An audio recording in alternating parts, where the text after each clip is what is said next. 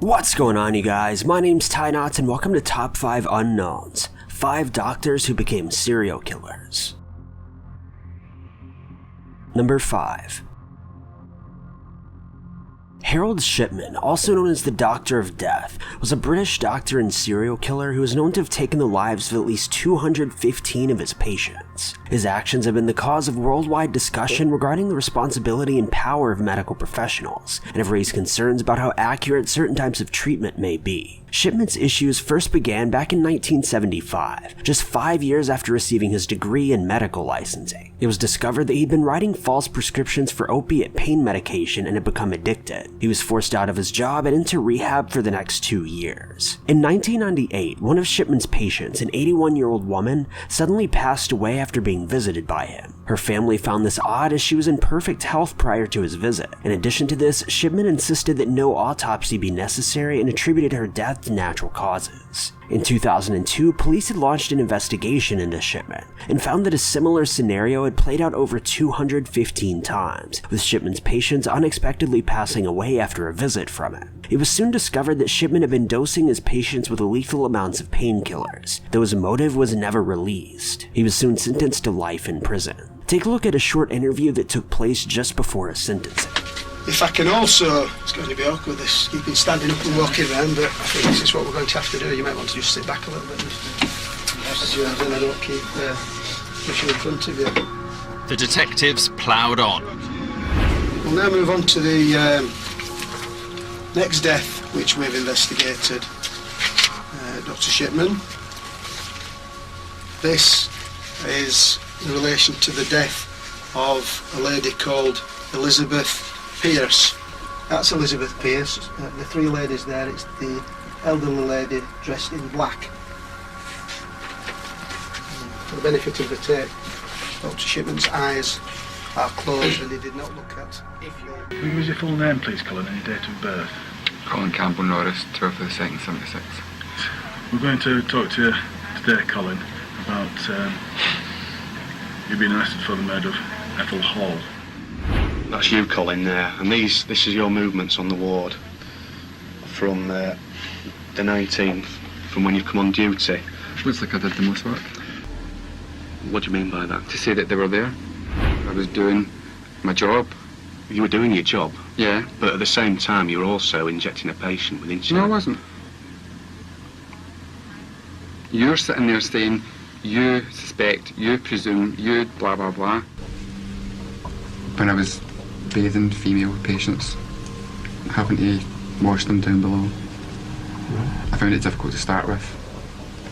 Especially if they were like ages with my gran, and they might have been a bit confused and they couldn't do it themselves. But I always had a female there anyway. I mean, yeah, because it's just like, when you're doing, I suppose you just get it in your job as well, you sort of obtain a black sense of humour. And it was probably said in a joking manner. If you knew me outside of this room, then you would know that I do have quite a dry sense of humour. OK, you've got a dry sense of humour, but you predicted 5:15. Yeah, but I'm no Mystic Meg. I didn't know something was going to happen exactly, did I? Number 4. Kermit Gosnell was a doctor and former abortion provider who was convicted of murdering at least 3 infants who'd been born alive during botched abortion procedures. He was also charged for taking the life of a young woman who'd passed away during one of these procedures. Gosnell owned and operated his own women's clinic in Pennsylvania. For years, Gosnell had been eyed by police after he'd been found to have been overprescribing Oxycontin to some of his patients. Though in 2011, Gosnell and members of his staff had been charged with 8 counts of murder, 24 felony counts for illegal abortions, and 227 misdemeanor counts for violating consent laws. Of the murder charges, 1 was for a woman who we mentioned just a moment ago who passed away during childbirth, and 7 were for infants who had their spinal cords cut with scissors after being born alive. Gosnell was finally convicted in 2013 of 21 felony counts and 211 misdemeanor counts. He was sentenced to life in prison without parole and remains in a Huntington prison to this day. Take a look at a short clip regarding the details of his conviction. The evidence is certainly compelling from what we've seen in court. There are any number of witnesses, most of them former employees of Dr. Gosnell's clinic, who say they saw late-term abortions being done. They saw fetuses, babies that were moving, breathing after the procedure, and that those babies were killed. Went to the clinic and I asked them, I said, is it okay that I get, another abortion? Fine. They even had this woman sit down with me and she told me that women in Brazil have at least 21 abortions. After she had coached me into believing that that was the norm, I would say the next 14 years, within that time, I had 8 abortions. 8. It's pretty grim. It's pretty grim in the courtroom.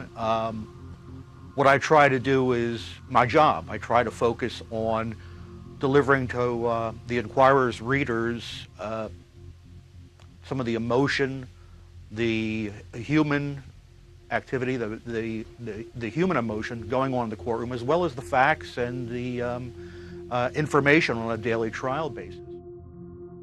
Number 3.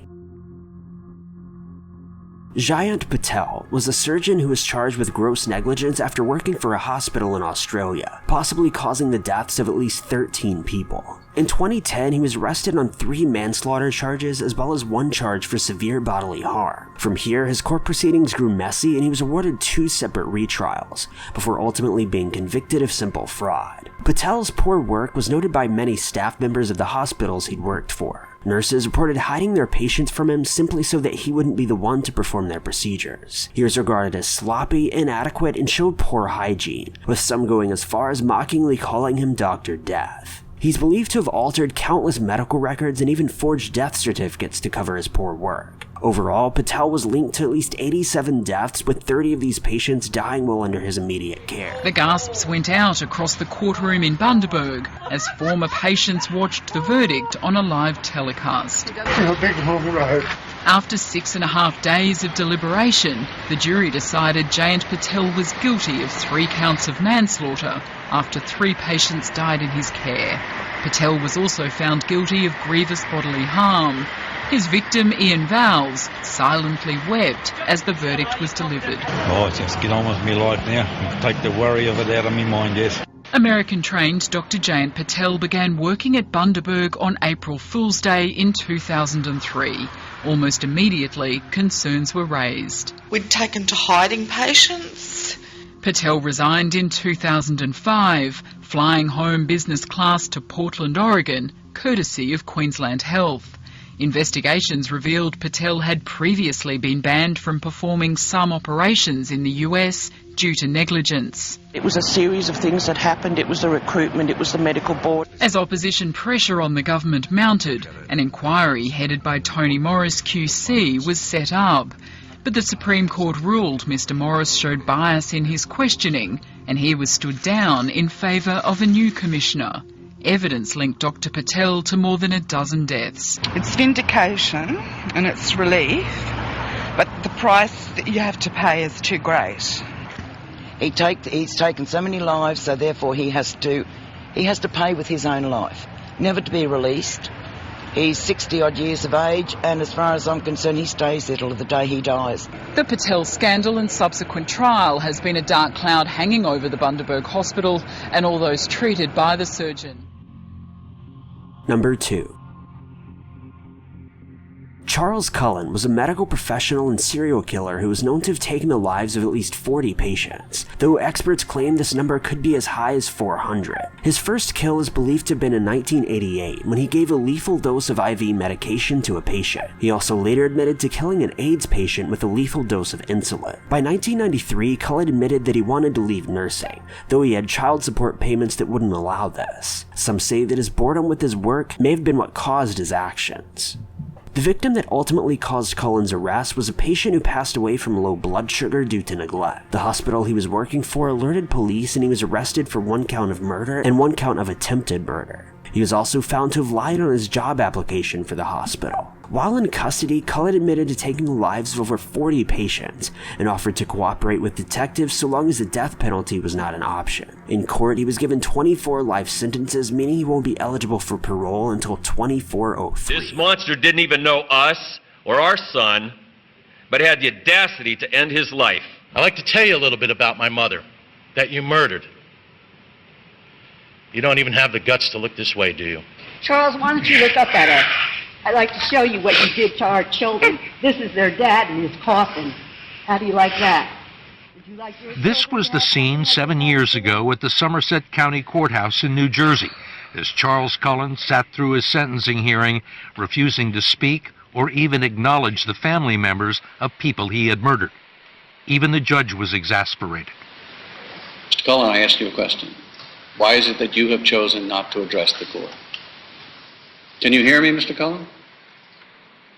Is 40 an arbitrary number? 40 is an estimate. I gave a number between 30 and 40. I think I have identified, most of them. Look, you pled guilty to murder. But you don't use that word. I think that I had a lot of trouble accepting that word for a long time.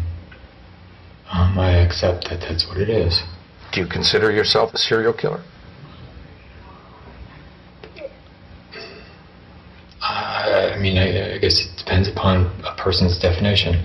If it's more than one and it's a pattern, I guess, then yes, I worked on the burn unit, so there was a lot of pain, a lot of suffering. And I didn't cope with that as well as I thought I would. And that was the first place that you gave someone medication that caused them to die. Number 1.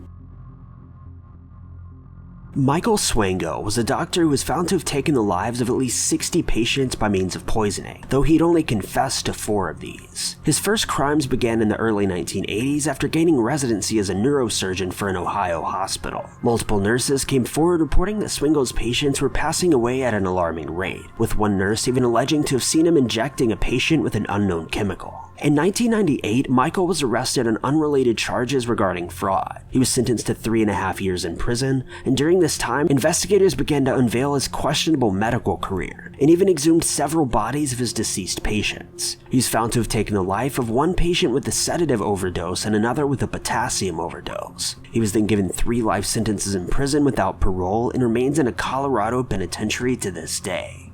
The same sales clerk testified that from her personal experience, the 2 bottles of Taro Ant Killer that Swango allegedly purchased from her was an unusually large amount for a single purchase. I walked in there and told the jailer who I wanted to see, and he said, well, I'll go get him. He said, I'll have to move this individual. And I turned around and looked, and it was Mike. He was sitting there, and I said, what are you doing here? And he gave me the look, and he says, I don't know. It was a chance encounter that brought Dan Cook and Michael Swango back together. Once Swango's teacher at Christian Brothers High School, Cook now practices law. He and Swango have prepared months for this trial, to be heard by Judge Dennis Cashman. Strangely enough, when you talk about the paramedics, he wanted me to call all the paramedics as witnesses for him. And, I think he began to realize finally that the paramedics weren't for him. He goes to Florida.